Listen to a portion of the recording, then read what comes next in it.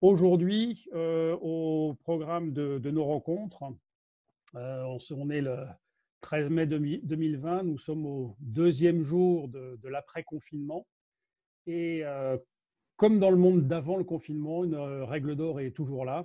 Le client reste l'acteur le plus important de vos entreprises, comme nous le disait Guy Thaillier la semaine dernière, en conclusion de la conférence précédente. C'est l'acteur le plus important de vos entreprises parce qu'en allant consommer ailleurs, il peut à lui tout seul licencier tous vos salariés et même vous avec.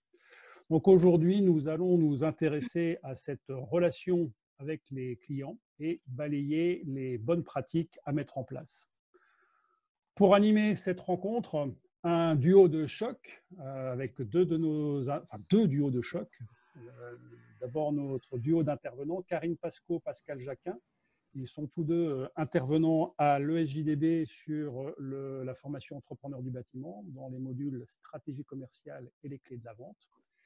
Et leurs interventions seront complétées des témoignages de deux de vos collègues, deux entrepreneurs. Nicolas Jolivel est gérant de l'entreprise Alain Jolivel Serrurerie au Vésinet. Ils sont 9 salariés. Il travaille essentiellement avec des particuliers. Il pourra nous dire donc comment il a maintenu pendant cette période la relation avec ses clients particuliers. En deuxième partie, Xavier Guivarch, responsable d'activité à la CETEC, interviendra pour illustrer le maintien des relations avec les clients professionnels et les actions qu'il a pu mettre en place au niveau de son action commerciale. La CETEC, entreprise de génie climatique et d'électricité, 130 salariés, Xavier gère l'un de ces deux secteurs. Voilà les intervenants pour aujourd'hui. Avant de lancer les intervenants, on souhaitait vous interroger et vous demander d'intervenir directement. Voilà, donc je vous invite à répondre. Je vous laisse quelques minutes pour cocher vos bonnes réponses. Tout le monde a répondu. Allez, je mets fin au sondage, je vous l'affiche et Karine, je vais te proposer de commenter ces résultats. D'accord. Bon, on voit assez rapidement qu'on a deux gros pôles. On a les personnes qui ne sont pas du tout ou un tout petit peu inquiets par rapport à la relation clientèle. Donc, ça, on arrive à un total de 67% et donc très fort, 33%. Donc, on voit qu'on a deux pôles qui peuvent paraître antinomiques et c'est vrai qu'on va le voir notamment dans ce webinaire, qu'on a des réactions qui sont très différentes d'une personne à l'autre et que pour différentes raisons, on ne réagit pas tous de la même manière face à ce qui se passe en ce moment. Alors, on va changer, je vais passer sur mon écran. Au programme de ce webinaire, donc on a prévu 3 grandes parties. Première partie, on va rapidement passer sur qu'est-ce qui s'est passé pendant la crise dans votre relation clientèle. Et à chaque fois, on va trouver la même trame, c'est-à-dire on va avoir 3 grandes bonnes pratiques. On vous posera à nouveau un questionnaire pour savoir, et vous, comment vous avez passé cette étape-là et comment vous avez vécu la chose. On verra aussi vos questions et puis c'est là où on fera intervenir un témoin pour qu'on puisse avoir un côté plus pratico-pratique de ce qui a pu se faire. La deuxième grosse partie, ce sera le redémarrage. Donc là, je passerai la parole à mon ami Pascal et qui terminera sur après la crise. Alors, je vais juste enlever, je prends 30 secondes pour enlever, parce que je vois toutes les photos qui apparaissent, c'est sur mon écran. Et ça va aller là. Voilà. Donc, juste avant de démarrer ces 3 parties, je voulais partager avec vous trois précisions. La première, c'était que aujourd'hui, on ne sait pas trop ce qui nous attend, même pas du tout. Vous avez peut-être entendu parler d'une crise qui potentiellement serait en V, c'est-à-dire c'est arrêt buffet, il y a un gros arrêt, et puis ça peut redémarrer très très vite. Je crois que visiblement, on ne va pas rester sur ce scénario-là très longtemps. Est-ce que ce sera une crise en W? Donc, on a cette forme-là qui peut être un peu, notamment si on a un reconfinement. Et puis, il y a une troisième option qui est en train d'émerger, c'est-à-dire qu'il y a un gros arrêt qu'on est en train de vivre aujourd'hui et un redémarrage qui va être lent et voire compliqué.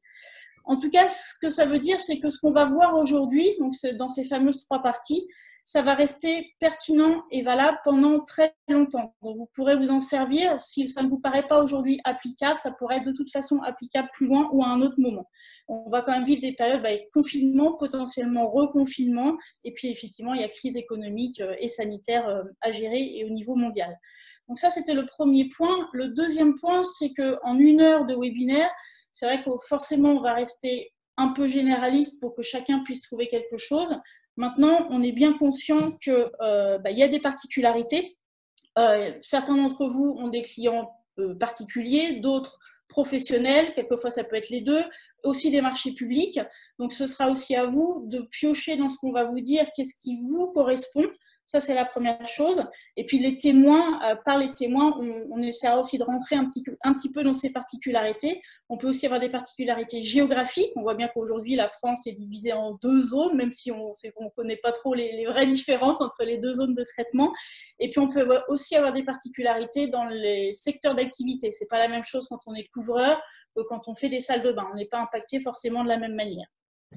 Et le troisième point, on est clairement dans une zone où personne ne sait exactement ce qui va se passer. Personne ne sait. L'idée, c'est plutôt que de se prendre la tête avec ce qu'on ne sait pas, l'idée aussi de ce webinaire, c'est de se focaliser sur ce qu'on peut faire à notre petit niveau, chacun d'entre nous. Et puis, ça tombe bien, c'est ce qu'on va voir pendant l'heure qu'on va passer ensemble. Et je vous propose qu'on démarre tout de suite. Donc, 3 bonnes pratiques pendant la crise. Si vous n'avez pas fait ces bonnes pratiques pendant le confinement, c'est pas grave, vous avez encore le temps de vous y mettre. Si vous avez fait un peu, ce sera peut-être l'occasion de faire un peu plus. Et si vous les avez pratiquées, ce sera l'occasion de les continuer. Et puis en plus, on n'est pas à l'abri d'un reconfinement, donc ce sera toujours utile. Première bonne pratique, c'est garder le plus possible, par tous les moyens possibles, le contact avec vos clients. Et là, vous pouvez être créatif. Donc, je vous propose quelques idées, mais vous pouvez en trouver bien d'autres. La première idée, ça paraît évident vu tout ce qui s'est passé, c'est renforcer sa présence sur Internet. Donc, soit en développant de nouvelles prestations sur Internet, il y a beaucoup d'entreprises qui ont commencé à faire ça pendant le confinement. Je voulais vous donner un chiffre, quand même, le e-commerce non alimentaire a augmenté son chiffre d'affaires de 31% pendant le confinement. Et il y a pas mal même des tout petits commerces qui ont vu leur chiffre d'affaires progresser pendant Internet. Alors, ce n'est pas le cas de tous les secteurs d'activité, mais on peut augmenter ses prestations sur Internet. Et évidemment, il y a toute la partie communication qu'il va falloir exploiter le plus possible pour travailler cette idée de maintenir la confiance et de travailler cette histoire de proximité. Dès qu'on est en crise comme ça, les planches de salut, c'est la confiance client et maintenir la proximité ou la renforcer, voire même quelquefois la créer. Donc, informer, ça va passer par informer de son soutien à ses clients ou à ses prospects. Ça peut être informer de comment je me suis confinée, comment je me déconfine, à quelle date je me déconfine entièrement, par exemple. Les initiatives que vous avez pu prendre, ça peut être partager aussi des billets d'humour, ça peut être sur les réseaux sociaux, par exemple, il y a beaucoup de personnes qui ont fait ça et ça a très très bien marché. Un exemple que je voulais vous donner aussi, Intermarché, alors c'est très loin de vous, mais il y a plein d'idées à piocher partout, il faut observer ce qui se passe. Intermarché a profité de la crise actuelle pour vraiment mettre en avant et valoriser le fait qu'eux maîtrisent, c'est vraiment leur spécialité, maîtrisent leur chaîne d'approvisionnement, on va dire du bateau du pêcheur jusqu'à le mettre dans le rayon. Et donc, c'est apporter de la sécurité là-dessus. Donc, il y a plein d'opportunités à saisir là-dedans. Deuxième point, ça va être, est-ce que vous avez pensé ou osé le faire? Parce que ça peut être ça aussi, c'est maintenir le contact à distance. Ça peut être passer un coup de téléphone à tous ces clients, si on n'a pas un fichier client énorme, selon son secteur d'activité. Est-ce que vous avez... Si vous ne pouvez pas appeler tous vos clients, c'est peut-être en appeler les plus gros, par exemple. Ça peut être ceux avec qui vous étiez en affaires à ce moment-là. Voilà, donc bien identifier ceux que vous pouvez appeler et comment je garde le contact avec eux. Alors, ça peut être le téléphone, mais ça peut être par mail aussi. Ça peut être par une newsletter, ça peut être par plein de choses. Mais comment je fais pour maintenir ce contact à distance? Ça va être un enjeu crucial et qui risque en plus de devenir... de faire la différence dans le temps, parce que ce qu'on disait tout à l'heure, on ne sait pas combien de temps ça va durer. Donc, si je perds le contact, quand ça va redémarrer plus tard, ça va être très, très compliqué parce que mes petits copains, ils auront peut-être, eux, fait la démarche. 3, donner de la visibilité sur la suite.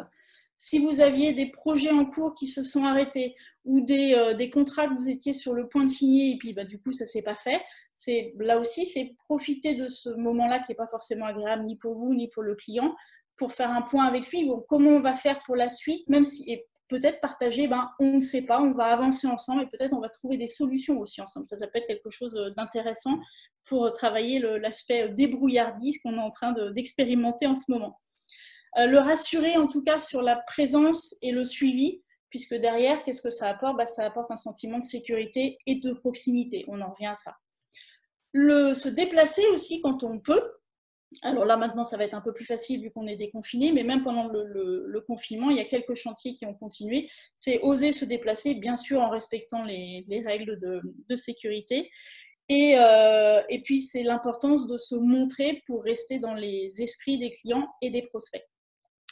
Alors, vous voyez, il y a plein de choses qu'on peut faire. Je vais m'arrêter là parce que sinon, on va dépasser l'heure. Mais derrière tout ça, c'est l'objectif, informer, rassurer et puis surtout rester dans les esprits et soigner son image. Ça va être super important pour tenir dans la durée et pouvoir redémarrer le plus rapidement possible quand on va pouvoir redémarrer. Donc ça, c'était la première bonne pratique. Deuxième bonne pratique, faire preuve d'écoute et d'empathie. Alors, c'est quelque chose qu'on fait assez spontanément en temps normal, mais là, en temps de crise, c'est encore plus. Il faut aller beaucoup plus loin que ça. Donc, c'est prendre des nouvelles, même quand on est confiné, même quand ça ne va pas, c'est oser prendre des nouvelles aussi. Alors, je sais qu'il y a pas mal de personnes qui n'ont pas fait cette démarche-là par téléphone, admettons, parce qu'on se dit, oui, mais mon client, là, il est chez lui, il n'est pas au travail. Par exemple, si je travaille avec des professionnels, est-ce que je ne vais pas le déranger? Si vous avez testé d'appeler pour prendre des nouvelles, vous allez vite vous rendre compte que les gens sont ravis qu'on les appelle, peu importe s'ils sont chez eux, ils sont ravis et ils ont des choses à raconter et on a besoin de partager parce qu'on est tous derrière nos écrans et dès qu'on a un contact réel, ça change quand même pas mal de choses. L'idée derrière ça, c'est de développer cette posture de je suis partenaire dans la difficulté. Donc, je prends des nouvelles, il y a un contact humain différent de la vente ou de la relation client classique.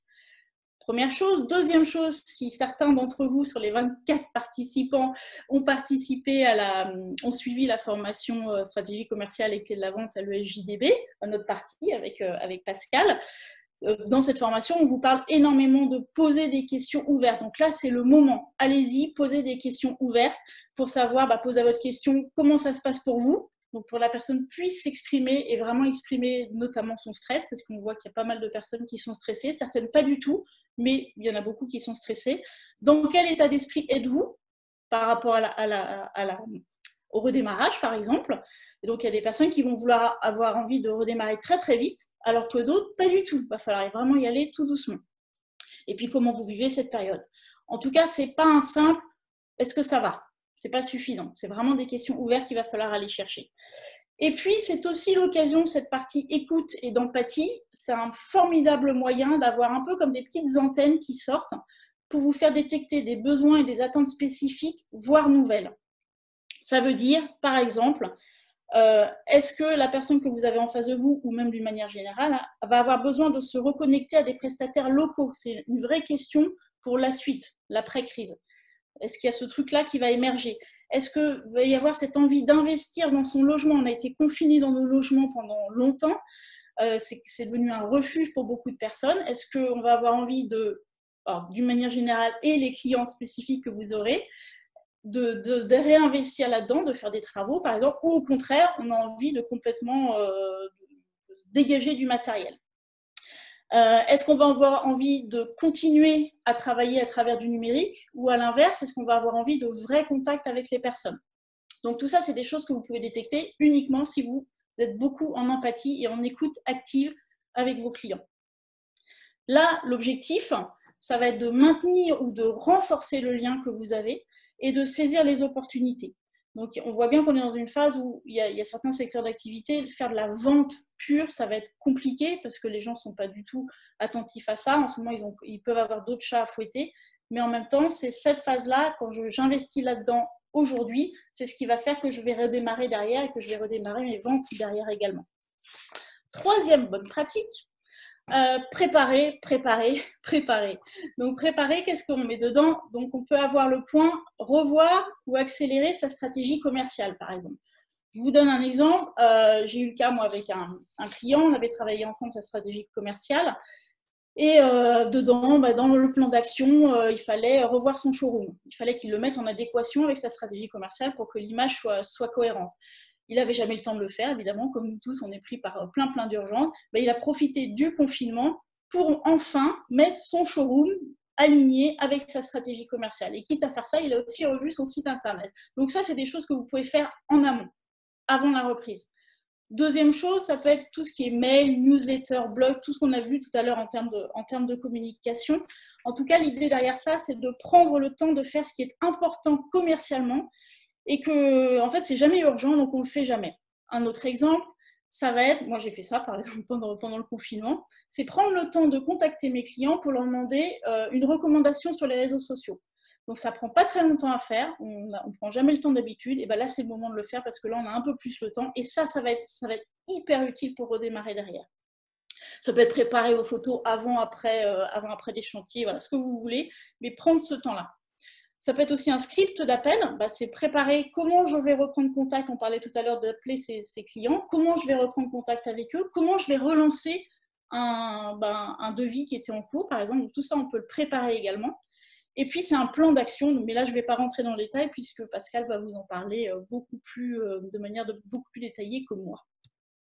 Et puis là, derrière, l'objectif, c'est vraiment être prêt à rebondir quand ça va vraiment redémarrer. Donc, on ne sait pas aujourd'hui si ça va redémarrer d'un bond ou plutôt de manière lente, mais tout ce que vous aurez fait là, ce sera du temps de gagner pour la suite, en fait. Et puis, maintenant qu'on a vu les 3 grandes pratiques que vous pouvez mettre en place, et que vous allez peut-être déjà mettre en place, je vous propose un nouveau questionnaire. Et donc, vos bonnes pratiques pendant le confinement, qu'est-ce que vous avez réussi à faire? Donc, il y aura 6 grandes questions. Est-ce que vous avez gardé le contact avec vos clients? Vous avez été à l'écoute de vos clients, ce dont on parlait tout à l'heure, l'écoute et l'empathie. Vous avez préparé le contact client de rebond, ce qu'on vient de voir. Et je vais lancer le sondage et vous pouvez voter. Ils ont été plutôt actifs. Hein. Ouais. Ils ont bien travaillé. Donc, on a 36% qui ont gardé le contact avec leurs clients. J'ai été à l'écoute de mes clients, 21%. Alors, c'est là où on voit que c'est très bien. Là, le webinaire tombe très, très bien. En fait, j'ai préparé le contact client en rebond. Donc, ça va être la prochaine étape. C'est normal que pour l'instant, vous n'ayez pas forcément préparé puisqu'on rentre à peine dedans. Et puis, j'ai fait les 3. On a quand même 36%. Donc, vous étiez déjà très actifs. Et après, l'idée, c'est aussi de rester actif dans cette phase-là. Et c'est ce que je vous disais en introduction, c'est d'être créatif parce qu'il va falloir tenir dans la durée aussi. Il va falloir tenir dans la durée. OK. Alors, je vais couper ça.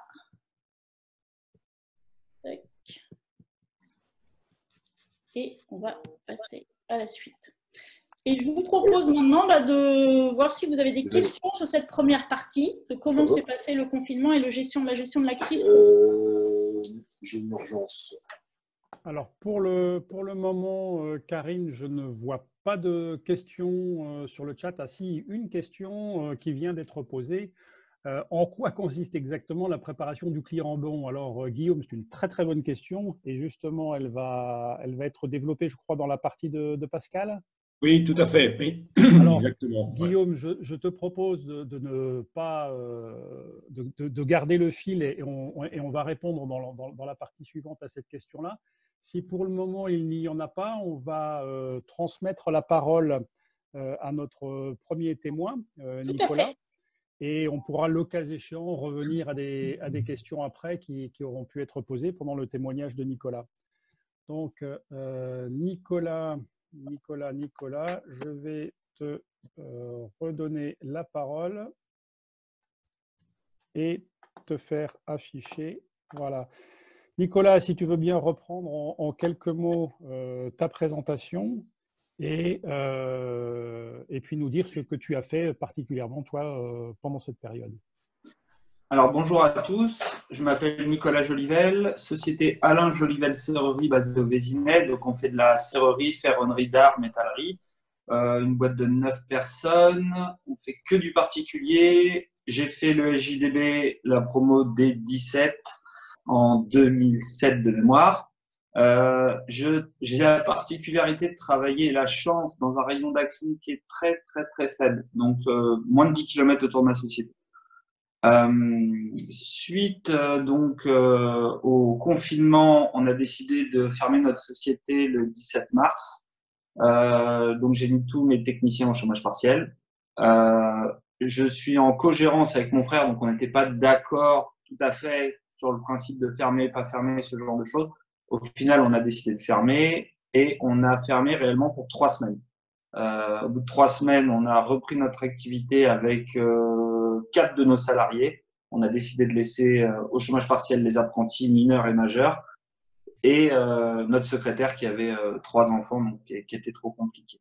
À partir du 18-19, on est venu tous les jours au bureau avec mon frère et la première chose qu'on a fait et qu'on a mis en place, c'est qu'on a déjà relancé toutes les factures et l'argent qu'on avait dehors pour récupérer un maximum d'argent tout de suite. Ça nous a permis, donc là on l'a fait une relance téléphonique. Les clients ont tout de suite compris, ils ont joué le jeu, ils ont fait des virements. Ça a été très bénéfique, ça nous a rassuré un petit peu. En étroite collaboration, on a prévenu aussi tous nos salariés. Tous les jours, on leur donnait des infos sur les clients qui payaient, sur les activités qu'on voulait mettre en place, sur tout ce genre de choses, sur le matériel qu'on commençait à chercher, que ce soit au niveau du gel, des masques, des visières, enfin toutes les solutions qu'on a réussi à trouver. À partir de ce moment-là, on a voulu aussi effectivement avoir le contact avec nos clients et malgré que l'entreprise soit fermée, vu que je travaille qu'avec du particulier, on a vraiment cette notion de service, de pouvoir les dépanner. Donc, on a commencé à travailler sur les réseaux sociaux, Facebook, LinkedIn. On s'est recentré sur Facebook, sur des réseaux sociaux de ville pour montrer qu'on était ouvert. Suite à ça, on a fait aussi donc j'ai fait une vidéo sur Facebook pour entre guillemets montrer qu'on était ouvert et montrer nos réalisations. J'ai décidé de la booster sur un rayon qui est pas tellement plus grand, mais 30 km. J'ai quand même eu 20 000 vues en l'espace d'une quinzaine de jours, donc assez bénéfique. Grâce à ça, j'ai eu pas mal de clients qui nous ont contactés ou par mail ou par message pour avoir des infos. On a fait un emailing aussi on a profité de faire un emailing pour avoir des avis clients. On en avait très peu. Les clients, sur le principe, disent toujours qu'ils vont le faire, mais ils le font pas. Donc, on a lancé un emailing pour savoir comment allaient nos clients et puis dans cette période difficile qu'on aimerait bien avoir des avis pour nos futurs clients et puis en même temps renforcer les réseaux sociaux et le numérique. On a eu un franc succès. J'ai eu énormément d'avis sur Facebook, sur les pages jaunes et sur Google. Et du coup, ça nous a permis de traiter énormément de devis en cours. Le fait d'avoir fait ça, nos clients nous ont relancé sur des vieux projets. Ça a permis aussi d'aller plus facilement chez eux pour étudier ces projets de métallerie en extérieur. On n'avait pas de problématique. Et du coup, vu qu'on a nos clients qui étaient confinés chez eux, ça nous a permis de pouvoir avancer sur les projets très rapidement et on a signé des marchés qu'on n'aurait pas signés à l'heure actuelle. Parce que nos clients, on les voit quasiment jamais. On fait des rendez-vous, la plupart du temps, ils sont pas là et on traite beaucoup par téléphone et par mail. Donc, effectivement, là, ça nous a permis de traiter pas mal de choses. Si je comprends bien, cette période de confinement a été une opportunité à saisir sur resserrer la relation avec tes clients particuliers. Alors, pour être honnête avec tout le monde, je n'ai jamais relancé aucun devis depuis 22 ans que je suis dans la boîte. Parce qu'on fait trop de devis, on voit trop de clients et on essaye de faire bien les choses, mais je les relance jamais. Je les relance même pas déjà pour savoir s'ils ont reçu le devis. Alors que des fois, on se rend compte qu'ils n'ont même pas reçu. Donc, effectivement, là, ça a permis… je ne m'étais pas rendu compte que le travail que ça allait me donner d'envoyer cet emailing. J'ai généré 3000 mails à des clients et ça m'a pris énormément de temps pour répondre à tous ceux qui étaient intéressés pour relancer des projets, pour réavancer dessus, pour signer des marchés. Ils y pensaient plus, ils me disaient « Ah, j'ai vu votre mail passer, hop, bonne idée, hop, on relance le truc ». Et du coup, le le chiffre de mars, on l'a plus que fait parce qu'on a fait 20 000 euros de plus que prévu. Le chiffre d'avril, on l'a fait. Et là, le chiffre de mai, on n'en est pas loin. Oui, Donc, et en préparant nos échanges, tu me disais que ça, pour certains clients, ça a augmenté le panier moyen. Finalement, vous avez fait des chantiers plus importants que ce que vous aviez l'habitude de faire avec ces mêmes clients. ouais. Oui, parce qu'effectivement, moi, la plupart du temps, je travaille effectivement avec du particulier, mais je travaille beaucoup avec les dames qui sont souvent à la maison, mais c'est monsieur qui prend la décision ou c'est monsieur qui veut avancer sur les travaux. Et du coup, je les vois jamais. Et là, le fait d'être confiné aussi chez eux, ben, ils se sont peut-être rendus compte que le quotidien de madame qui dit qu'elle en avait marre, que le portail ne marche pas bien, ben, lui, il l'a ressenti aussi. Et ça a permis d'avancer sur certains projets, effectivement, alors que normalement, ça ne sortait pas. Très bien. Bah, écoute, merci pour cette illustration qui montre, je pense, de façon très concrète. Je ne sais pas si Karine ou Pascal voulaient compléter, mais en quoi le maintien de la relation avec le client peut générer et ouvrir de belles opportunités. Les deux chiffres que tu viens de nous donner sur ton activité de mars et avril l'illustrent très très bien. Avec en plus une grande diversité d'outils, entre le téléphone, le mail, les avis sur les réseaux sociaux, les avis pages jaunes, etc. Est-ce que ça veut dire, Nicolas, que ce sont des pratiques que tu vas pérenniser après, ça veut dire? Ou est-ce que c'était juste pendant la crise, ou est-ce que tu t'es rendu compte que c'était intéressant de le faire et de les pérenniser derrière? Ah bah, du coup, j'ai modifié toute ma façon de faire les devis, toute ma façon d'envoyer des factures. Donc, systématiquement, maintenant, je leur demande de me mettre des avis. Je leur demande un ressenti pour savoir comment s'est passée l'intervention, comment ça a été avec le personnel. Enfin, voilà, on a tout remis. On a vraiment modernisé cet outil informatique qu'on n'avait pas. Tout bêtement, on a transformé le répondeur. Dès que j'ai un message au bureau, bah, ça génère un mail. Donc, peu importe où je suis, je peux répondre immédiatement à un client s'il y a vraiment un problème. Je suis en train de revoir mon site internet. Je vais mettre en place du télétravail parce que malgré qu'on soit neuf, au début, on se dit qu'il n'y a pas besoin. Et en fin de compte, on se rend compte que en étant tous bloqués chez soi, je ne peux même pas accéder réellement à l'informatique du bureau. Donc voilà, ça, c'est des choses qu'on va mettre en place d'ici un mois ou deux, avoir la possibilité de travailler à distance et de pouvoir répondre à nos clients. Parce que moi qui travaille qu'avec du particulier, le particulier, les plus gros chantiers que j'ai toujours faits, je les ai eus à la base pour un service. Aller réparer une boîte aux lettres, faire une petite soudure, une bêtise. Et en envoyant la facture, systématiquement, on mettait une plaquette de tout ce qu'on faisait. Et c'est à ce moment-là qu'ils nous recontactaient en disant « Ah, je ne savais pas que vous faisiez les fenêtres, les portes de garage, la ferronnerie, et ainsi de suite. » Donc, c'est vraiment la relation de clientèle, elle est super importante.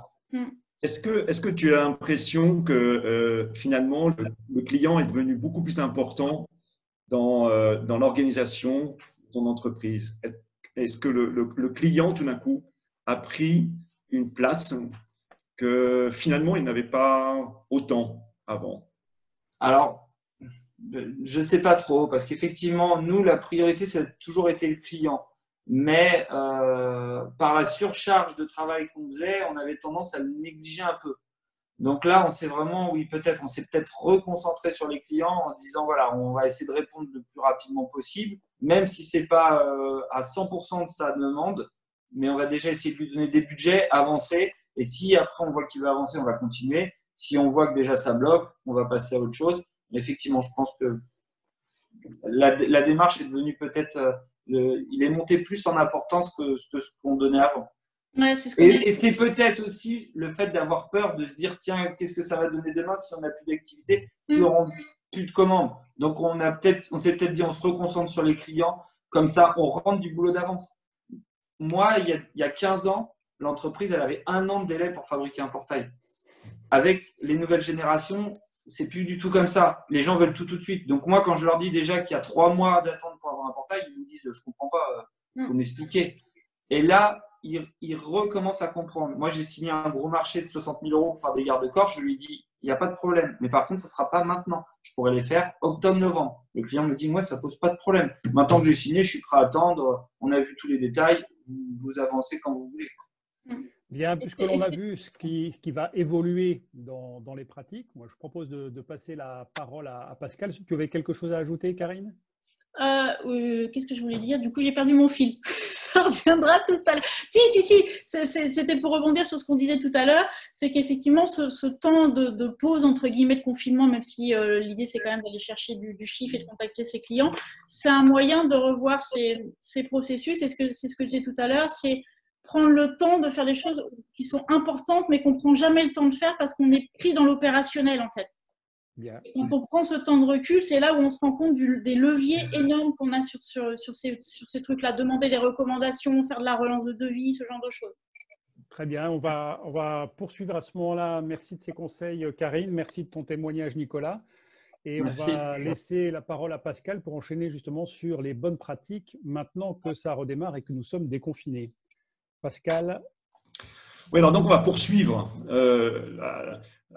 la démarche qui a été initiée par Karine sur pendant le confinement par maintenant la période qui arrive, qui est ce déconfinement et qu'on a appelé un peu redémarrage. Alors redémarrage, c'est un peu limite puisque certains d'entre vous très probablement ont déjà agi, ont eu déjà à réaliser des chantiers pendant le confinement. Simplement, on va arriver à une nouvelle situation qui va demander un certain nombre de précautions à prendre. Donc, 3 bonnes pratiques.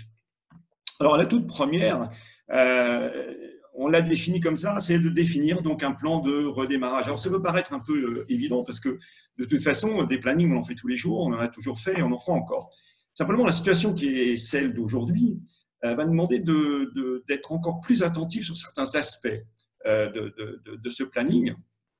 Le premier, déjà, c'est de faire un point, c'est de faire un état des lieux, un état d'avancement des chantiers, ceux qui sont en cours, ceux qui sont finis, j'y reviendrai tout à l'heure parce que, mine de rien, il y a une attention à avoir là-dessus, et puis ceux à lancer ou à relancer, parce que certains d'entre vous ont pu être obligés d'arrêter des chantiers arrivant au confinement, et puis il va falloir les relancer, ces chantiers.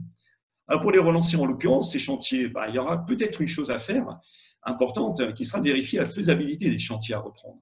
Parce que certaines protections auront pu peut-être être abîmées, certains supports ont pu être dégradés et il y aura une étude à faire, une analyse, vérifier, peut-être une étape préalable de modification. J'ai un ami qui est dans le revêtement de sol et qui me disait que, par exemple, arrivant au confinement, il a été obligé d'arrêter un chantier. Ce chantier, il ne pouvait le réaliser à l'époque pour des contraintes clients que tous les matins. Et il relance le client pour savoir comment il allait faire maintenant. Et le client lui dit « Ah non, maintenant, c'est toute la journée, il n'y a aucun souci ». Autrement dit, même la situation des clients aura pu évoluer. Et du coup, ça nous donne ou des opportunités ou des contraintes supplémentaires. Là, en l'occurrence, c'est positif parce que ça lui libère du temps et ça va lui permettre d'avancer d'autant plus sur ce chantier pour d'autres chantiers. Mais c'est toute cette nouvelle configuration de ces chantiers qu'on a pu arrêter et qu'il va falloir repartir, qu'il va falloir prendre en compte d'une façon particulièrement importante. Et également les chantiers finis. Parce que là, il y a un bouclage administratif à faire. Alors, oui, comme toujours, et on avait à le faire et on aura à le faire. Sauf qu'on est dans une période où envoyer aujourd'hui une facture à quelqu'un, jusqu'à présent, ça n'a jamais été un moment extrêmement positif et agréable, même si ça ne posait pas toujours, loin de là, de gros soucis. Là, n'empêche que ça va prendre encore une importance d'autant plus grande parce que les gens ont été fragilisés relativement psychologiquement. On y reviendra juste dans quelques instants. Et il y a quand même l'intérêt à être sensible à la manière avec laquelle ces documents vont être envoyés. Par exemple, peut-être pour certains clients, les amener en main propre. Et puis, les mails ou les lettres qu'on enverra, être attentif aux mots qu'on va employer, aux expressions. Et là encore, pour revenir à ce que disait Karine, peut-être de l'empathie, faire attention à leur situation, leur poser des questions sur justement où ils en sont, parce que ce moment administratif peut être aussi, en y prenant garde, un moment justement d'empathie avec le client. Alors, quelques mots clés pour ça. Déjà dans cette première phase, anticiper, planifier, déjà avant de se dire « je redémarre », avant de tout de suite repartir en pensant que tout tout va repartir comme avant et comme dans une situation normale. Deuxième point qui nous paraît important de souligner, c'est d'informer nos clients. Autrement dit, nous avons nous-mêmes fait notre travail de clarification sur ce qu'il y avait à faire. Maintenant, il va falloir amener cette information auprès des clients. Alors, déjà, un premier point qu'on voulait soulever, c'est qui paraît peut-être anodin, mais qui est de rassurer sur nos capacités à reprendre ou à poursuivre. Parce que nos clients, qu'ils soient particuliers ou encore plus professionnels, ne sont pas idiots. Ils savent très bien qu'on risque d'être assaillis de demandes, on risque d'être débordés. Donc, eux, ils ont en tête leur chantier qu'ils souhaiteraient lancer ou qu'ils souhaiteraient relancer, voire même poursuivre. Et là, il y a une petite inquiétude possible. Être attentif à dire de notre part comment on va suivre ça et en quoi nous allons pouvoir répondre à leurs demandes malgré une demande excessive d'une façon générale, peut être un point intéressant à prendre en compte. De la même manière, et on vient de le dire, c'est que c'est une chose de faire l'état des lieux de nos chantiers, c'est aussi très important du coup d'informer nos clients sur la manière avec laquelle on va poursuivre notre activité. Quel chantier, quand, sous quelle forme on va le faire, va être un enjeu non négligeable dans l'information aux clients. Puis, dernier point, d'une façon un petit peu plus générale, il y a trois aspects qui rentrent en ligne de compte que je voudrais souligner. C'est dans cet aspect d'information, c'est la clarté de nos informations. C'est pour ça qu'au plus on sera préparé, au plus on aura pris du recul, au plus on dira des choses claires sur ce qu'il y a à faire, comment on va le faire, des dates, des balises temporelles à donner à nos clients, parce que ça rassure, ça donne du professionnalisme. Et comme le disait très bien, je reprendrai ce que disait Nicolas tout à l'heure, de dire à des clients, non, ce ne sera pas tout de suite. Ok, ce ne sera pas tout de suite, pas de souci, mais je le sais et j'en face donc de moi quelqu'un qui me donne une information utile moi-même pour m'organiser et rassurante parce qu'il s'engage. Ça, c'est extrêmement important dans des situations fragilisantes comme les nôtres aujourd'hui. 3 maîtres mots, du coup, être très clair sur notre argumentation, très clair sur la manière de justifier notre situation et très précis dans ce qu'on va proposer à nos clients. Enfin, un dernier aspect qui est ne pas oublier de relancer notre développement. La vie ne s'arrête pas, notre développement ne s'arrête pas, il faut poursuivre. Et poursuivre, pour ça, nous pensons important de vous mettre en garde sur 3 choses. D'abord, c'est de prioriser, notamment les devis. C'est-à-dire que l'idée étant de surtout pas de se dire on va prendre tout ce qui était nécessaire, tout ce qui était déjà lancé, tous les devis auxquels on devait répondre. Mais au contraire, se dire je dois, moi déjà de mon côté, être précis dans qu'est-ce que je peux faire, comment ça va s'articuler dans le temps, ces réponses que je vais donner à mes clients. Prendre du recul aussi sur ce que l'on souhaite privilégier dans cette reprise, dans ce développement. Qu'est-ce que c'est? C'est un critère de chiffre d'affaires, de montant, de rentabilité, de confiance que l'on veut apporter à nos clients. Par exemple, répondre particulièrement à certains clients parce qu'on veut les garder et que si on ne répondait pas, là, ça poserait problème. Toute cette anticipation et ce recul sur comment je vais répondre à quoi en fonction justement d'une bonne réflexion de ma part dans un premier temps. De la même manière, du coup, une fois cette priorisation faite, se crée un plan de relance, justement en fonction de ses priorités. Là encore, pour se préparer et pour être sûr de l'articulation de nos capacités à réaliser les chantiers qui pourraient faire l'objet d'un accord avec nos clients. Et dernier point que vous voulez soulever, qui est qu'au moment justement où on va être en relation avec le client, autour de nos devis, autour de notre contact pour des réalisations futures, c'est absolument le moment, et je reviendrai sur les propos de Karine concernant les questions ouvertes, c'est absolument à ce moment-là notamment d'avoir un questionnement sur la situation même du client concernant sa situation vis-à-vis du Covid-19, son organisation, les difficultés qu'il a rencontrées, ce que ça a pu changer dans sa façon de fonctionner, et donc des informations que l'on pourrait, nous, utiliser pour justement encore mieux s'adapter à nos clients, encore mieux répondre à certaines de leurs préoccupations. Et ça, ils nous en seront extrêmement redevables. Donc, là encore, 3 aspects que nous voulions faire ressortir. L'importance à nouveau du contact, aller auprès du client et relancer nos contacts avec nos clients. Écouter, donc être dans une écoute active pour bien entendre leurs difficultés et nous adapter par rapport à ces difficultés et donc s'informer à ces moments de relance de vie et de réponse au devis ou de contact client dans un futur chantier éventuel, de s'informer en priorité sur leur situation. Voilà. Il me reste à passer sur le petit sondage qu'on a préparé pour vous à travers ces 3 grandes parties qui est j'ai préparé mon redémarrage, j'ai informé mes clients, j'ai relancé mes devis.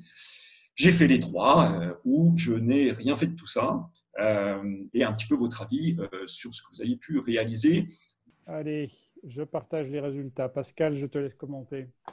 Oui, donc on voit tout de même qu'une grande majorité d'entre vous confirme ces 3 activités que nous avions pensé aborder avec vous et vous montrer qu'à 55%, une petite majorité, que voilà, vous l'avez fait ou vous êtes en train de le faire, et ça c'est très très très bien à poursuivre. Cette préparation, hein, notamment, parce que je vois que certains ont accentué leur réponse sur la préparation, vraiment nous semble particulièrement clé aujourd'hui. Dans une certaine mesure, on dirait ne pas trop se précipiter, mais bien prendre du recul, se dire où je vais, qu'est-ce que je favorise dans cette manière d'aborder mes clients et cette nouvelle situation. Donc, ça confirme effectivement ce que nous avions pensé souhaitable de mettre en avant. Très bien, merci Pascal pour ces éléments. Je propose que l'on enchaîne avec le témoignage de Xavier derrière. Je ne vois pas pour le moment de questions particulières à vous le relayer. On prendra les questions et les échanges en fin de conférence. Je supprime.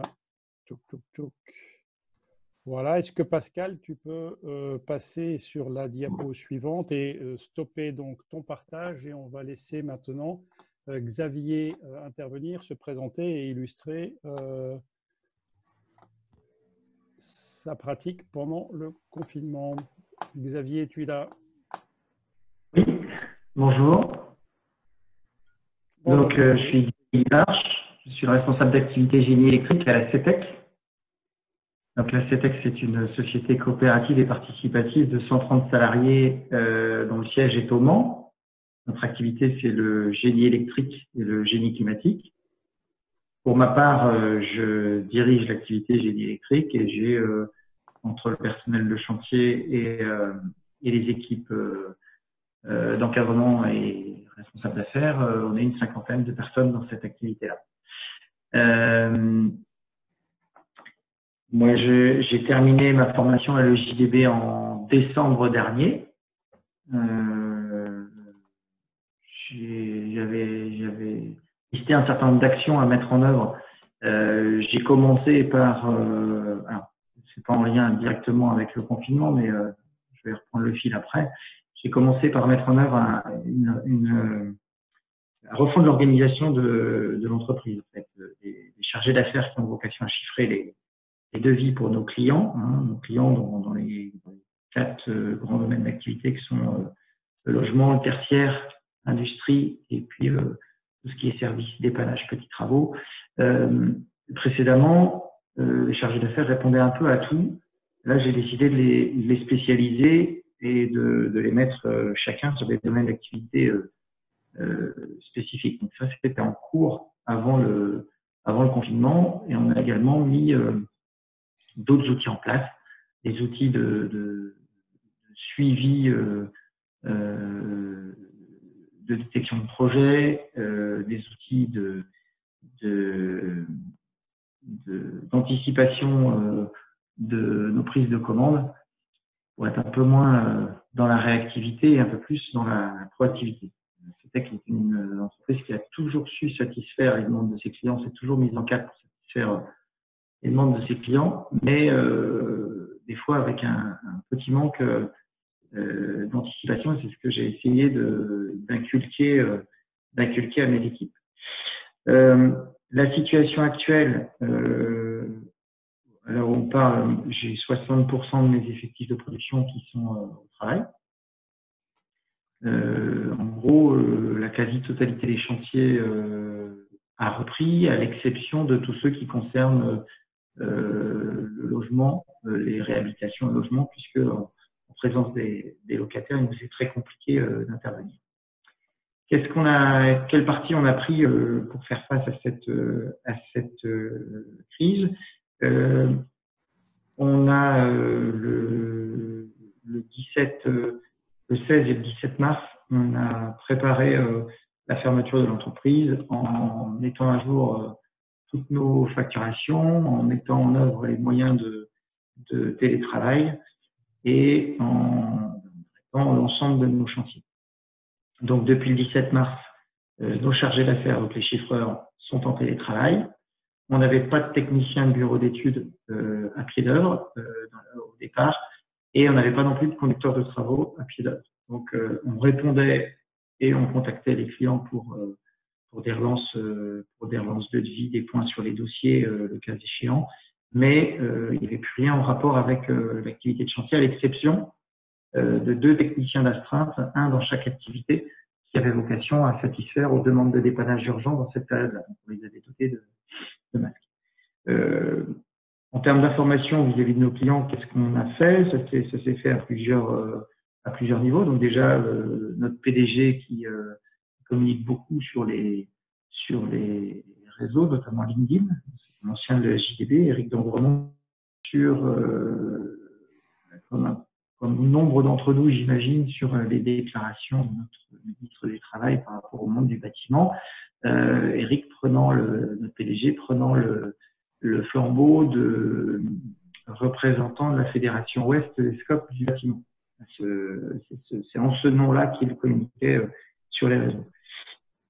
La communication qu'on a conservée avec nos clients, ça a été donc du suivi des devis en cours, des négociations, et ça c'était à charge pour chacun des chargés d'affaires de communiquer avec les clients qu'ils suivaient dans leur segmentation. On faisait un point chaque semaine sur cette activité-là. Donc clairement, nous commercialement parlant, il y a des choses qu'on n'a pas pu mettre en place parce qu'on était en plein dans l'opérationnel. On a toujours eu nombre de dossiers à chiffrer.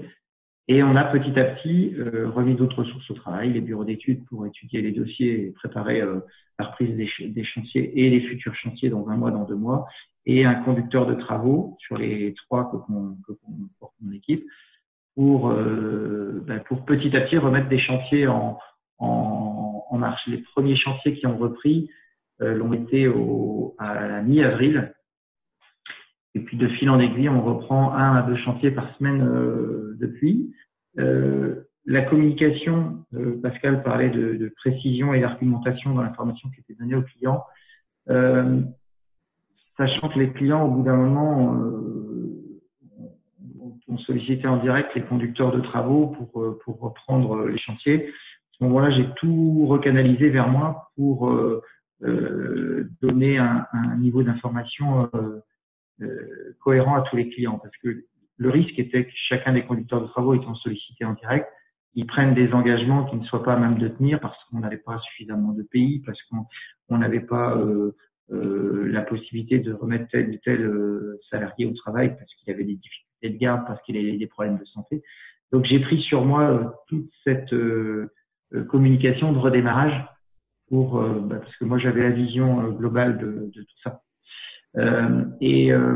Et en interne, parce que ça c'était un point important aussi pour garder nos équipes mobilisées, nos équipes de chantier qui sont restées donc au chômage partiel pendant au moins 1 mois à minima, entre le 17 mars et le juste après le week-end de Pâques, donc ça devait être le 14 avril, dans ces eaux-là. On a un site internet qui a du coup qui était peu utilisé précédemment et qui a beaucoup fonctionné à cette occasion-là, où chaque semaine on publiait les débats du comité de direction mensuel, du comité de direction hebdomadaire, pardon, et ça permettait de donner là aussi une communication claire à l'ensemble de nos salariés qui n'étaient pas brouillés par des interprétations des uns ou des autres. Après, on s'est doté de quelques outils de télétravail, on s'est habitué à ça. SharePoint pour partager les fichiers de travail, des groupes WhatsApp. Moi, j'avais un premier groupe WhatsApp où je diffusais des infos à mes encadrants et eux-mêmes après en recréaient avec leur gars de chantier pour garder toujours le contact en interne. Donc, il y avait dans la dimension garder le contact avec les clients et informer nos clients, mais il y avait les clients, ceux dont on parle communément, ceux du commerce, hein, ceux qui nous apportent des commandes. Puis il y avait nos clients en interne aussi, nos salariés qui se retrouvaient un peu désemparés devant cette inactivité forcée. Quel point je n'ai pas encore abordé, donc je crois que j'ai balayé ce que j'avais idée de vous citer. C'est le tour du sujet. Guillaume. Merci Xavier. Donc, on voit que vous avez profité aussi de la période pour mettre en place des pratiques un peu pérennes, comme le disait Karine tout à l'heure. Je pense que ce qui est intéressant également, ce que tu évoquais, c'est l'aspect, ce que je vais appeler communication institutionnelle de l'entreprise au travers les prises de parole du dirigeant et au travers les différents outils. Est-ce que Pascal ou Karine, vous voulez réagir sur ces points-là et relancer Xavier ? Oui, je voulais te demander quelque chose, Xavier. C'est en quoi tu pourrais un peu illustrer la réaction des clients sur cette communication. Est-ce que cette communication institutionnelle a eu un impact sur les clients? Est-ce que tu as des exemples ou qu'est-ce que tu pourrais nous dire justement sur comment la clientèle a-t-elle été positivement sensibilisée à cette réaction institutionnelle de votre entreprise? On a pu en juger de par les réactions sur LinkedIn notamment. Il y a eu deux communications particulières, deux canaux de communication. Il y a eu donc au tout premier temps de la crise la fronde contre les propos de la ministre. Donc là il y a eu beaucoup de messages de soutien, même si les choses restaient policées. Hein, ça n'a jamais été bien évidemment les propos orduriers qu'on a pu voir à certaines occasions, mais ça méritait de remettre clairement le bâtiment. L'église au milieu du village.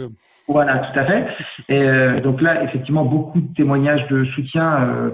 Alors après, c'est un peu difficile de se rendre compte de ceux qui sont des clients, ceux qui sont membres d'un réseau, je dirais, et puis les confrères autrement. Sur les communications un peu plus action citoyenne, alors qu'est-ce qu'on met là-dedans? Au début du confinement, on a rapidement mis à disposition d'établissements de santé proches de l'entreprise la quasi-totalité de nos masques, ceux qu'on avait en notre possession pour des travaux du quotidien. Donc on les a délivrés à 2 centres médicaux et puis notre PDG a fait une communication là-dessus et ça a été salué par nombre de clients dans le secteur médical, mais de tout secteur d'activité confondu. Ça nous a permis aussi d'expliquer pourquoi on a eu quelques soucis fin avril, parce que effectivement les masques qui nous étaient promis, ceux qu'on avait commandés, comme j'imagine un peu nombre des participants à cette conférence, on les voyait pas arriver et on se trouvait bien embêtés. Mais ce serait à faire. On ne remettrait pas en cause le fait d'avoir donné nos masques ainsi que nos combinaisons. On a donné nos combinaisons à une maison de retraite. Quand au fond du magasin, on s'est rendu compte qu'on avait plein de combinaisons, on n'avait pas identifié. Période d'inactivité, ça permet aussi de ranger le magasin et ça permet de découvrir des trésors cachés. On les a distribués à un établissement de santé et là aussi les réactions ont été très très positives. Après, on n'a pas vraiment de communication. Le site internet n'a pas été un média très utilisé à l'occasion de cette crise. On a peu de communication générale à l'égard des clients. On les a plus appelés pour envisager avec eux les conditions de reprise. Mais voilà, le LinkedIn a été utilisé principalement pour la communication contre on n'est pas des feignants dans le bâtiment. Et puis la CETEC est une entreprise citoyenne. On participe à l'effort pour permettre au personnel soignant de s'équiper. Voilà les deux axes qui ont été voilà, et puis après, abordés. ce que tu dis, c'était une démarche commerciale particulière. Surtout le contact direct téléphonique vers les clients. Oui. Okay. Oui, contact direct téléphonique. Et puis on a anticipé aussi, c'est-à-dire que dès lors qu'on a vu la façon dont s'orientait la reprise des différents chantiers, on voyait qu'on recevait des plans généraux de coordination des PGC pour des avenants au PGC avec les contraintes propres au Covid-19. Eh ben, on a, nous, du coup, préparé un avenant générique à ça avec des spécificités à adapter chantier par chantier. Et on a pris contact avec l'ensemble des clients avec lesquels on avait des chantiers en cours pour anticiper leur demande de reprise. Et ce faisant, on leur a expliqué nos difficultés. Donc là, on a bien veillé à ce que ce soit les deux responsables d'activité qui communiquent, et comme j'expliquais tout à l'heure, et pas les conducteurs de travaux, pour éviter une dissonance ou des propos divergents. Là, au moins, il y avait une personne qui parlait au nom de l'activité, ce qui était plus simple. Et on a pu, du coup, ce faisant aussi, expliquer que on ne pouvait pas reprendre sur tous les chantiers en même temps, mais que ça allait se faire au fur et à mesure. On a fait un chantier témoin d'abord dans l'industrie où on donnait les masques parce qu'on n'avait pas de masque à cette époque-là. On a testé les gestes barrières sur des nacelles, sur des tirages de câbles, sur un certain nombre de choses. Et fort de cette expérience, on a pu le décliner sur d'autres chantiers par la suite. Donc, aujourd'hui, je disais, on en est à 60% du personnel en élec qui a repris, et ça s'est fait progressivement, ce qui fait que le premier chantier était compliqué à mettre en œuvre et les chantiers suivants étaient de plus en plus faciles. Maintenant, la typologie, parce que c'était les typologies de chantiers qui le permettaient, les chantiers en logement, ce sera beaucoup plus compliqué et je n'ai pas encore de visibilité quant à leur reprise. De l'importance de ce que nous a présenté Pascal, de la mise en place d'une planification et d'un plan de reprise. Merci Xavier pour ce témoignage. Pascal, je te propose de reprendre le partage du diaporama pour quelques perspectives pour la suite. S'il te plaît, on rebouclera avec nos témoins en fin de conférence. Ok. Ça marche. C'est bon, Pascal, on t'a… Oui, mais voilà. Alors, le problème, c'est que je ne sais pas pourquoi. Vous ne me verrez pas, du coup. En effet, nous voyons le fond qui est superbe. Oui, qui est très, très sympa, mais qui fait que je ne sais pas pourquoi. Je vais juste modifier quelque chose, je pense. Voilà, nous te voyons un petit peu figé. Voilà. Alors, oui, alors, suite, alors voilà, je reviens sur cette très belle image qui essayait de donner une sorte de respiration avec ce terme maléfique de crise, avec donc l'après-crise et donc quelques perspectives, voulions-nous dire. De beaux horizons, là où tu nous emmènes, de beaux horizons. Oui. Ce qui est probablement l'image d'une des routes les plus longues du monde à travers l'Arizona et le sud des États-Unis jusqu'en Californie. Bon, oui, du coup, alors, quelques perspectives, mais je voulais juste revenir 2 secondes et rappeler ce que disait Karine au départ. Ceci étant dit, ce ne sont que des perspectives, que des idées, que des pistes, surtout pas des certitudes, parce que dans l'état actuel des choses, c'est très compliqué. En revanche, ce qu'on peut dire, c'est que les clients comme nous-mêmes allons être confrontés, du coup, à une évolution dans nos perspectives, justement. Alors, déjà, nos clients, ceci dit, nous aussi, mais prenons la vision de nos clients. On peut déjà quand même distinguer beaucoup d'études commencent à émerger qui le disent, deux attitudes globalement. On va avoir d'une part une attitude de soulagement, d'optimisme, et puis une attitude en face d'angoisse, pessimisme. Hein, c'est le verre à moitié plein et à moitié vide, classique. Sachant que ces deux sentiments, sensations, ces deux étapes psychologiques vont évoluer au fur et à mesure. C'est-à-dire qu'on passera de l'un à l'autre, hein, un petit peu dans le sens probablement d'une courbe en W, comme l'exprimait Karine. Alors, si maintenant on rentre un tout petit peu dans le détail de ce que ça peut vouloir dire, particulièrement pour nous, dans nos domaines, soulagement, optimisme, ça va vouloir dire de leur part un besoin de changement, de nouveauté, de contact. Et c'est vrai de certains d'entre nous, ce besoin de sortir par le haut de ce confinement et donc voilà, d'être dans une vie beaucoup plus orientée aussi et en contact et orientée vers les autres. Alors ça déjà, nous pouvons nous le prendre en compte et donc d'autant plus le favoriser. C'est d'ailleurs beaucoup ce qu'on a dit précédemment dans cette importance du contact et de l'anticipation. Et par exemple, de notre côté, ça peut être de forts besoins d'embellissement. Il est montré que après 2 mois de confinement, les gens étant dans leur petit appartement, chacun d'entre nous, ou dans nos maisons, eh bien, on a eu largement le temps de vérifier qu'un certain nombre de choses devaient être changées, modifiées, arrangées. Moi, le premier, j'ai lancé un chantier pour supprimer mes cheminées qui ne servaient à rien. Cette fois-ci, je l'ai fait. Ça faisait 2 ans que ça attendait. Cette fois-ci, je l'ai fait. Voilà. Ça peut être aussi pour plutôt des clients professionnels, je dirais, tout ce qui rentre dans le rattraper le temps perdu. Il fallait respecter un certain nombre de normes qui n'étaient pas respectées jusqu'à présent. Il fallait changer des aspects du bâtiment, on va le faire. Peut-être aussi, d'ailleurs, pour un certain nombre d'entre eux, des expansions, parce que du coup, c'est justement j'y reviendrai un petit peu, pour un certain nombre d'entre eux qui sont dans de l'optimisme et qui vont changer leur état d'esprit pour justement s'ouvrir sur autre chose, favoriser de la créativité, pour eux, peut-être qu'ils auront besoin d'une extension de bâtiment, parce que leur entreprise se développera ou prendra une autre activité. Bref, tout ça va nous conduire potentiellement, nous en tout cas, à pouvoir devoir répondre à un certain nombre d'exigences nouvelles. Et puis, en revanche, il y aura l'état psychologique d'angoisse, de pessimisme. Alors, premier effet peut-être, c'est des temps de décision allongés. Donc ça, il faudra apprendre à les gérer avec des temps de réflexion allongés. Où les clients reporteront potentiellement leurs décisions.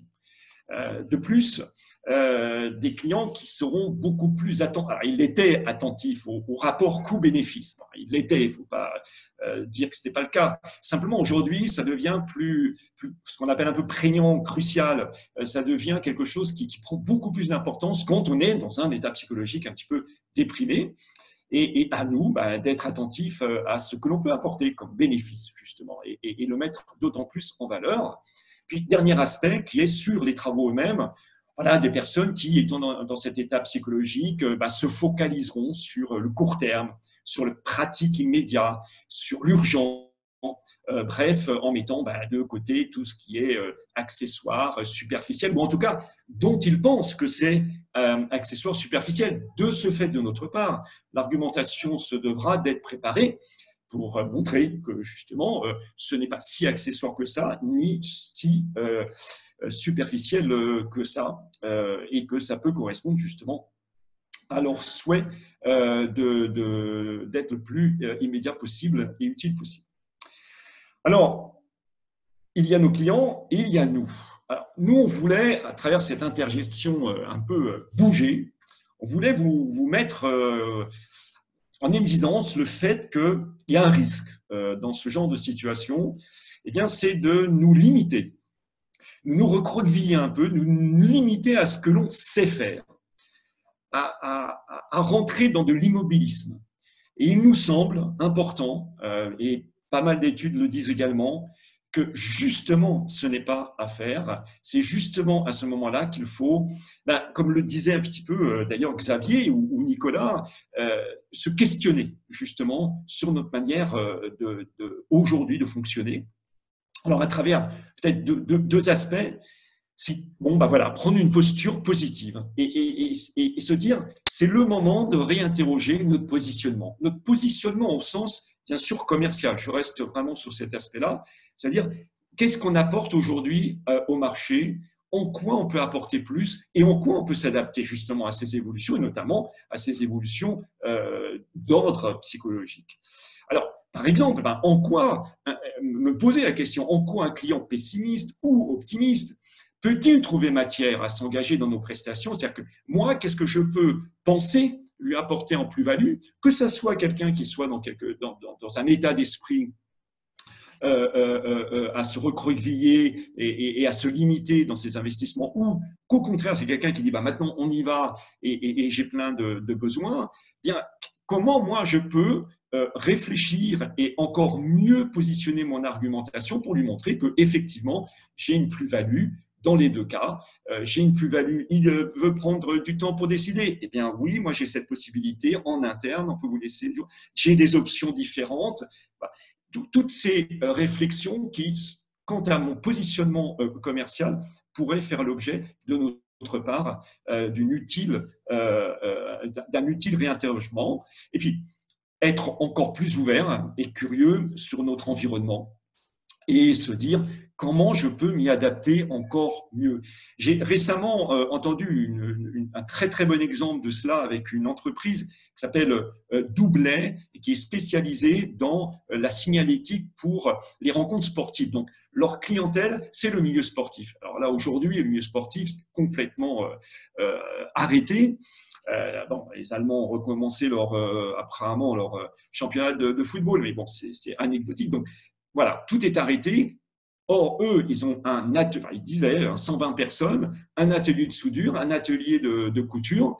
L'atelier de soudure qui jusqu'à présent faisait des barrières ou des gradins, ils lui ont mis et ils ont fait maintenant de l'hygiaphone et des structures en plexiglas pour pouvoir répondre à la distanciation dans les supermarchés et autres. Et puis l'atelier de couture qui jusqu'à présent faisait des drapeaux, maintenant il fait des masques et des tenues de protection. Voilà, ce n'est pas, je ne veux absolument pas dire que c'est un modèle, mais c'est une orientation où tout d'un coup des gens sont bougés pour se dire, voilà, je fais autre chose un peu pendant un laps de temps et découvrir qu'en définitive, eh bien, leur process interne peut être modifié. Donc, la dernière proposition qu'on fait, voilà, petite remarque qu'on met en avant, voilà, c'est de se dire, peut-on commencer à réfléchir dans une remise en question relative de nos process? Qu'est-ce que je peux améliorer dans mes process pour gagner en flexibilité, en diversité, d'augmenter ma capacité d'adaptation, ou maintenant, ou en tout cas pour se préparer à la suite, c'est-à-dire une situation qui va se prolonger avec beaucoup d'incertitudes dans les longs mois qui vont venir. Voilà ce que l'on voulait aborder avec vous sur cette dernière partie. J'enchaîne du coup avec potentiellement vos questions. Oui, Pascal, dans les questions, je ne sais pas si on a complètement répondu à la question de Guillaume au démarrage sur la définition du contact client rebond. Est-ce que vous pourriez, Pascal et ou Karine, reprendre ce point, s'il vous plaît? Alors, c'est à propos de la question concernant comment réaliser un rebond. C'était cela? Excusez-moi.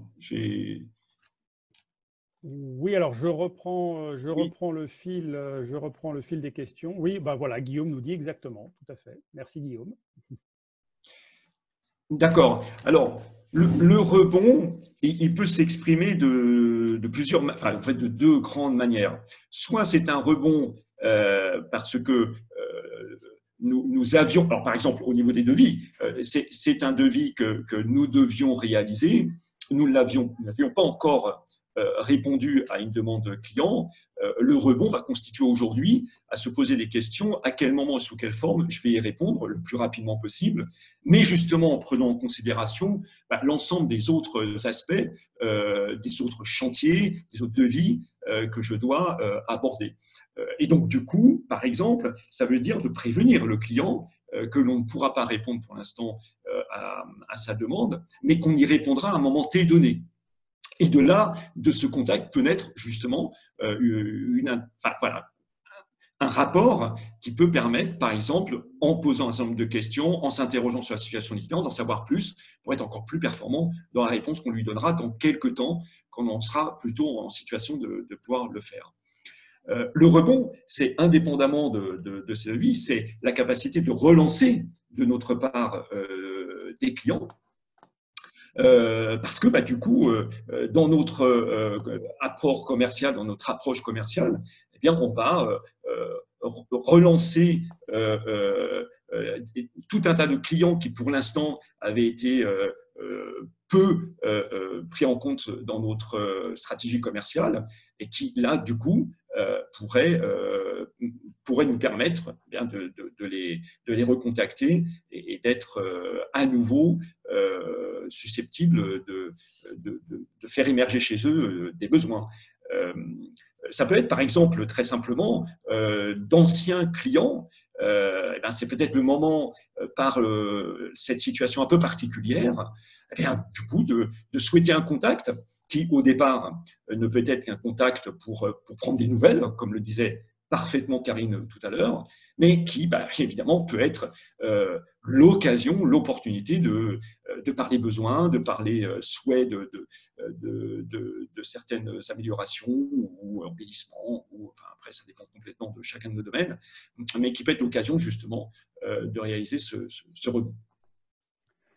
Merci Pascal. Alors il y avait un complément à la question. Guillaume Perrin nous interrogeait vraiment sur la notion de préparation de ce contact, et Guillaume Join nous précisait c'est comment approcher son client quand on ne lui a pas donné de nouvelles depuis le début du confinement. Donc, finalement, comment reprendre le contact. C'est là où je peux compléter, c'est là où on voit que ça demande de la réflexion en fait. Et c'est, admettons, voilà, on part de ce postulat-là, j'ai donné aucune nouvelle pendant le confinement.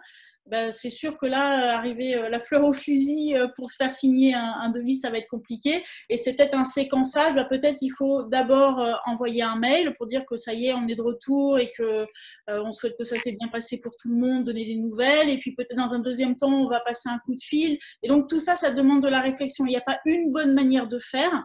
Et c'est pour ça que ce moment de préparation et de bien réfléchir comment je vais le faire. Et puis on peut avoir différentes stratégies en fonction de est-ce que ce sont des clients importants, on va dire, ou est-ce que ce sont des petits clients, entre guillemets, où on avait des petites factures avec eux, on va peut-être pas réagir de la même manière et la stratégie de recontact ou de rebond, ce sera pas la même non plus. Donc, il y a plein de manières de faire en réalité. Mais ce qui est important, c'est de le préparer et d'y réfléchir à tête reposée, de pas se dire, tiens, aujourd'hui, j'appelle tout le monde. Et pareil, une fois, j'ai décidé, par exemple, ok, ce groupe-là, je vais les appeler, parce que ce sont des clients vraiment où j'ai besoin de reconstruire une relation de confiance. Dans la préparation, c'est ce que je disais tout à l'heure, on va préparer notre appel. C'est-à-dire, quelles questions je vais poser, par exemple. Comment je vais lancer la conversation. Et tout ça, ça se prépare. Ok, merci beaucoup de ces compléments, Karine. J'ai une autre question. Faut-il faire participer tout l'effectif à la réflexion commerciale? Et si oui, comment? Alors oui, alors là, c'est une très très bonne question parce qu'on passe au côté un peu managérial de la stratégie commerciale. On a tendance à dire à cette question, à répondre à cette question, oui, absolument. C'est-à-dire que le plus de personnes dans l'entreprise sont sensibilisées et prennent conscience par ce genre de travail collectif de la place du client et du fait que il y a un vrai travail interne pour valoriser l'entreprise auprès des clients. Au plus on le fait, au mieux c'est. Et ça va générer dans les chantiers, sur le terrain, tout un tas de réflexes et de façons de voir le travail différents et très positifs, et avec des conséquences très positives. Alors, et en plus, pardon, excuse-moi, vas-y. Karine, juste, je vais finir en disant, maintenant, pour le faire, eh bien là, on tombe sur vraiment la technique de la réunion, hein, très très simplement. Mais simplement, évidemment, cette réunion, ces réunions, ces contacts répétés sur la situation du client, eh bien, doivent être préparés. Notamment une chose que l'on dit très très souvent au détour de notre formation, c'est n'hésitez absolument pas à avoir, par exemple, si vous êtes déjà dans cette organisation-là, à avoir des points chantiers toutes les semaines, par exemple, qu'il y ait le thème client dedans, ouais, qu'il y ait des informations données, non pas sur le chantier lui-même, techniquement parlant, mais sur ces clients que l'on va aborder. Et ça, c'est vrai que, et votre question est vraiment très très bonne, parce qu'elle met en évidence que, à travers ça, ça permet de diffuser dans l'équipe une sensibilité client, voilà, qui est extrêmement importante. Et pour rebondir sur ce que tu disais, Pascal, au-delà de cet aspect sensibilité client qui est indispensable, hein, c'est vraiment le socle, Guillaume le rappelait en entrée, c'est le client qui au final paye le salaire de tout le monde à la fin du mois quand même, donc s'il n'y a pas de client, on est tous embêtés. Mais au-delà de ça, il y a aussi l'aspect de faire participer tout le monde à la réflexion commerciale. Ça va aussi redynamiser et ressouder les équipes autour d'un sens commun, en fait, et d'un sens qui va vers la reconstruction de quelque chose, parce qu'on est en train de vivre quelque chose qui peut être compliqué. Donc, c'est un moyen de les impliquer dans l'action. Et il peut sortir aussi des idées, c'est ce qu'on disait tout à l'heure. Là, on est dans la phase où il va falloir saisir des opportunités. On peut les avoir en observant et en écoutant les clients, mais on peut aussi les avoir en écoutant les gens qui sont sur le terrain et qui ne sont pas forcément au contact du client. Et il y a plein de bonnes choses qui peuvent émerger. Il y a plein de créativité à aller chercher. Et en plus, on va sortir par le haut et par le côté positif. Tout à fait. Je me permettrais juste, Guillaume, je me permettrais juste pour, parce que c'est vraiment avec Karine un thème qui nous est cher. Je rajouterais juste une petite chose, et surtout n'hésitez pas à leur demander leur avis à votre équipe. Ce sont des gens qui sont en contact avec le client. C'est eux qui sont en contact quasiment presque plus que nous avec le client. Et certains, bon, il ne faut pas se faire d'illusions, un certain nombre n'ont aucune sensibilité inhérente, et bon, voilà, ça sera. Mais un certain nombre peuvent vous être extrêmement utiles pour des remontées d'informations, pour une meilleure perception, une meilleure compréhension, et ça peut être très, très utile. Très bien. Merci Pascal. Voilà, en dernier clin d'œil au module que vous animez. Voilà, je lis quand même à voix haute la réflexion de Guillaume. À son avis, il faut aussi saisir la couleur du client pour justement adapter sa réponse en fonction de la typologie client. Voilà, petit clin d'œil au Four Colors que vous utilisez dans les interventions. Et pour ceux qui ne connaîtraient pas, eh bien, rendez-vous dans les modules stratégie commerciale et relations clients avec Karine et Pascal. Ouais, je l'ai vu, ouais, ça m'a fait super plaisir. Merci Guillaume Perrin, ça m'a fait super plaisir. Et alors en plus, tu as complètement raison, c'est qu'au-delà voilà, des grandes généralités qu'on a vues aujourd'hui sur la façon dont potentiellement les clients vont réagir, c'est ce qu'on disait aussi en introduction, qu'on va avoir affaire à des individus en face et que chacun va réagir différemment en fonction de son niveau de stress, en fonction de ce qu'il a vécu pendant le confinement, dans quelles conditions il a vécu le confinement, dans quelle situation il est, comment va arriver l'avenir en fait qu'il perçoit, et effectivement en fonction de sa couleur, de son tempérament au départ. Très bien. Personnes qui vont être plus enclines à se mettre en action rapidement, alors que d'autres, ça risque d'être un peu plus compliqué. Mais oui, la couleur va être très très utile dans les semaines et les mois à venir. Merci d'avoir pensé aux couleurs. Très bien. Ben, écoutez, vraiment, Karine, Pascal, Xavier, Nicolas, merci beaucoup de nous avoir partagé vos conseils et vos expériences sur cette période. On reviendra dans 3 semaines, on reviendra sur la partie management avec la conférence sur l'intelligence collective et la notion de faire travailler toute l'équipe. Mais entre-temps, le 20 mai et le 27 mai, nous aurons un rendez-vous sur le droit des marchés et assurances, donc un thème plus juridique. Et puis le 27 mai, en quoi et comment les tribunaux de commerce peuvent aussi vous accompagner dans cette période difficile. Vous avez pu découvrir dans les formations à l'EGDB le rôle important de cette juridiction quand l'entreprise est en difficulté. Et bien aussi dans les périodes de tension comme celle-ci, il y a des accompagnements spécifiques et des juges de tribunaux de commerce seront là pour vous en parler. En complément, je voulais vous dire que nos activités de reprise de formation se préparent. Les sessions classiques entrepreneurs du bâtiment vont reprendre à partir de fin juin pour certaines promotions, juillet et puis septembre pour d'autres. Vous recevez en ce moment les nouveaux plannings. Quant au recrutement des nouvelles sessions, toujours en cours pour un démarrage en juillet en Occitanie, en septembre sur le sud de la Nouvelle-Aquitaine à Pau et Bayonne, en octobre en Savoie et Haute-Savoie, en novembre sur Niort, puis en décembre sur la région centre. Donc voilà, comme avant, comme dans le monde d'avant, vous avez toujours une formation entrepreneur du bâtiment proche de chez vous.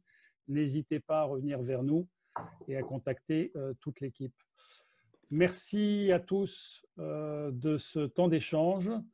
Karine, Pascal, n'hésitez pas à rester, si vous avez encore quelques minutes avec nous, pour un rapide débrief. Et puis à tous nos stagiaires, bonne soirée et à très bientôt pour les prochains rendez-vous. Le review, le replay sera disponible de cette conférence, comme d'habitude, dès demain en fin de journée. Bonne soirée à tous et merci, bonne bon soirée. apéro. Merci, au revoir Guillaume.